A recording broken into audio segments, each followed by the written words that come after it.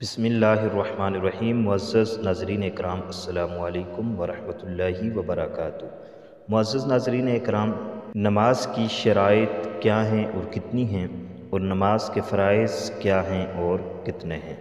आज की वीडियो में हम बात करेंगे शराइत नमाज और फ़राइज़ नमाज के हवाले से।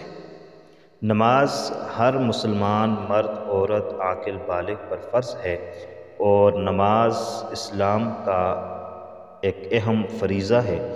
इसलिए नमाज अदा करना हर मुसलमान के लिए, मर्द व औरत के लिए, जो आकिल हो, बालिग हो, उसके लिए फ़र्ज़ है। तो इसलिए नमाज एक बहुत ही अहम इबादत है, अहम फ़रीज़ा है। तो इसको अदा करने के लिए मसाइल नमाज का जानना इंतहाई ज़रूरी है। तो आज की वीडियो में चूँकि हम बात करेंगे फ़राइज़ नमाज के हवाले से, अगर फ़राइज़ नमाज में से कोई एक फ़र्ज़ भी छूट जाए, रह जाए, मिस हो जाए, तो फिर नमाज नहीं होती और नमाज दोबारा पढ़नी पड़ती है। इसलिए आज की वीडियो बहुत ही ख़ास है। जाने अनजाने में अगर नमाज को कोई फ़र्ज़ मिस हो जाता है और आपके इल्म में ही नहीं है कि ये नमाज का फ़र्ज़ भी है या नहीं है, तो आप जाने अनजाने में छोड़ देते हैं, तो आपकी नमाज नहीं होती। सारी ज़िंदगी बंदा नमाज पढ़ता रहे और उसको इल्म ना हो और वो फ़र्ज़ को छोड़ता रहे, तो जब फ़र्ज़ छोड़ देगा तो नमाज अदा नहीं होगी। तो इसलिए आइए जानते हैं कि नमाज के फ़राइज़ क्या हैं और कितने हैं। याद रखें, नमाज के कुल फ़राइज़ 13 हैं, जिनमें से नमाज से पहले के 6 हैं और नमाज के अंदर जो है वो 7 फ़राइज़ हैं। नमाज से पहले के जो फ़राइज़ हैं उनको शराइत नमाज कहा जाता है, जिनकी तादाद 6 है, और नमाज के अंदर के जो फ़राइज़ हैं वो 7 हैं, जिनको फ़राइज़ नमाज कहा जाता है।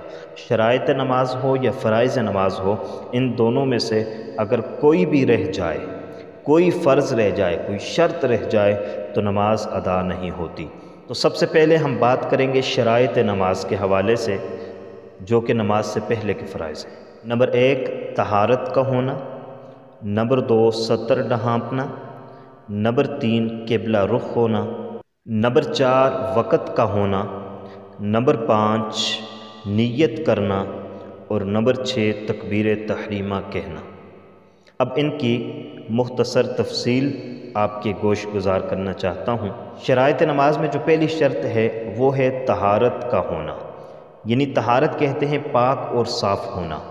तो पाक और साफ़ में 3 चीज़ें हैं: कपड़े पाक हों, जिस्म पाक हो, जिस जगह नमाज अदा कर रहा है वो जगह पाक हो। दूसरी शर्त सतर ढाँपना। मर्द का जो सतर है वो है नाफ से लेकर घुटनों तक, और औरत का सतर सारा जिस्म औरत का सतर है, पर्दा है, सिवाय चेहरे के, हथेलियों के, पाँव के। इसके अलावा सारा जिस्म औरत का सतर है। औरत के बाल भी सतर हैं, इसलिए नमाज़ पढ़ते हुए औरत को दुपट्टा ऐसे ओढ़ना होगा कि उसके बाल नज़र न आएँ। तीसरी शर्त है क़िबला रुख होना। नमाज अदा करते हुए क़िबले की तरफ रुख करना, बैतुल्लाह शरीफ की तरफ, काबा शरीफ की तरफ रुख करना ज़रूरी है। अगर कोई जानबूझकर बैतुल्लाह शरीफ की तरफ रुख नहीं करेगा तो उसकी नमाज अदा नहीं होगी। चौथी शर्त है वक़्त का होना, यानी जो नमाज आप अदा कर रहे हैं उसका वक़्त दाखिल होना ज़रूरी है।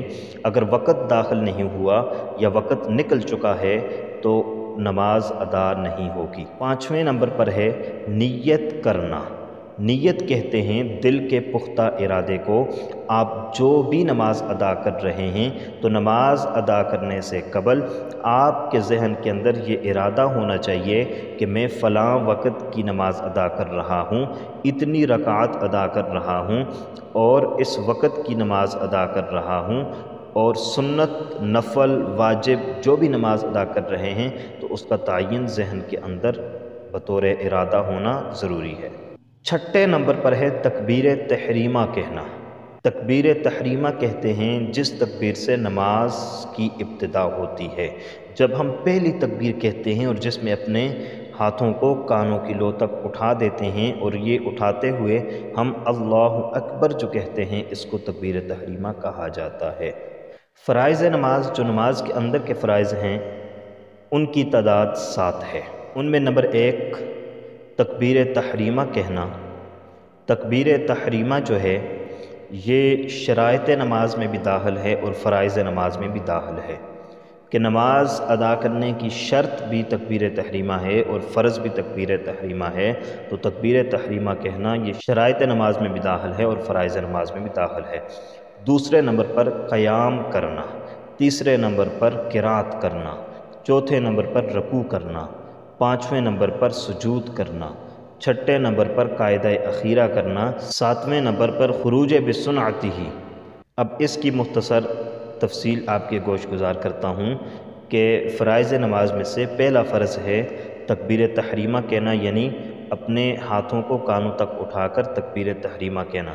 اگر کوئی بندہ اپنے کانوں تک ہاتھ تو اٹھا کر اپنے ہاتھ باندھ دیتا ہے لیکن اللہ اکبر نہیں کہتا تو گویا اس نے نماز کے فرائض میں سے ایک فرض کو چھوڑ دیا، تو اس لیے اس کی نماز ادا نہیں ہوتی۔ دوسرے نمبر پر قیام کرنا۔ قیام کہتے ہیں سیدھا کھڑے ہونے کو۔ اگر فرض نماز کوئی بندہ ادا کر رہا ہے اور بغیر کسی بیماری کے، بغیر کسی حاجت کے، بغیر کسی رخصت کے وہ بیٹھ کر نماز ادا کرتا ہے تو اس کی نماز ادا نہیں ہوگی، اس لیے کہ اس نے قیام کو چھوڑ دیا ہے۔ بغیر کسی شرعی عذر کے بیٹھ کر فرض نماز ادا کرنے سے نماز ادا نہیں ہوگی۔ تیسرے نمبر پر قرات کرنا، یعنی نماز میں سیدھا کھڑے ہو کر آپ نے قرآن کی تلاوت کرنی ہے، قرات کرنی ہے، پڑھنا ہے، جس کا مسنون طریقہ تو سورۃ الفاتحہ اور اس کے بعد سورت ملانا ہے۔ لیکن اگر کوئی بندہ سورۃ الفاتحہ نہیں پڑھتا، سورت نہیں ملاتا، تو کم از کم قرآن کی ایک بڑی آیت یا 3 چھوٹی آیتیں وہ ضرور پڑھے گا۔ چوتھے نمبر پر رکوع کرنا، اور رکوع کہتے ہیں جھکنے کو، تو وہ اس طریقے سے جھکے گا کہ اس کی کمر بالکل برابر ہو جائے۔ پانچویں نمبر پر ہے سجود کرنا، یعنی سجدہ ادا کرنا، تو سجدے کے اندر وہ ایسے جائے گا کہ اس کی پیشانی اور ناک زمین پر لگے اور اس کے جو پاؤں ہیں وہ پاؤں زمین پر لگے ہوں۔ چھٹے نمبر پر قاعدہ اخیرہ کرنا، یعنی جب 2 رکعت کی نماز تھی آپ نے پڑھ لی، یہ 4 رکعت کی نماز تھی، یہ 3 رکعت کی نماز تھی، آپ نے ادا کی، پوری نماز ادا کرنے کے بعد جو آخری قاعدہ ہوتا ہے اس کا ادا کرنا فرض ہوتا ہے، تو اس میں بیٹھنا ضروری ہوتا ہے، اور اتنی مقدار میں بیٹھنا جتنی مقدار میں تشہد پڑھا جاتا ہے، جتنی مقدار میں تشہد یعنی التحیات پڑھا جاتا ہے اتنی مقدار میں بیٹھنا ضروری ہے۔ اور 7ویں نمبر پر خروج بسنعتہ، یعنی سلام کے ذریعے سے نماز کا اختتام کرنا، اپنی نماز کو مسنون طریقے سے سلام کے ذریعے سے مکمل کرنا، یہ بھی فرض ہے۔ عزیز ناظرین اکرام، آج کی ویڈیو میں ہم نے فرائض نماز کے حوالے سے بات کی، یہ بہت اہم ہیں، ان کو یاد کیجئے گا، اپنے ذہن میں رکھیے گا، تاکہ جب بھی آپ نماز ادا کریں تو آپ کے ذہن کے اندر فرائض نماز کا ہونا انتہائی ضروری ہے، کیونکہ اگر ایک فرض بھی آپ سے رہ گیا تو آپ کی نماز ادا نہیں ہوگی۔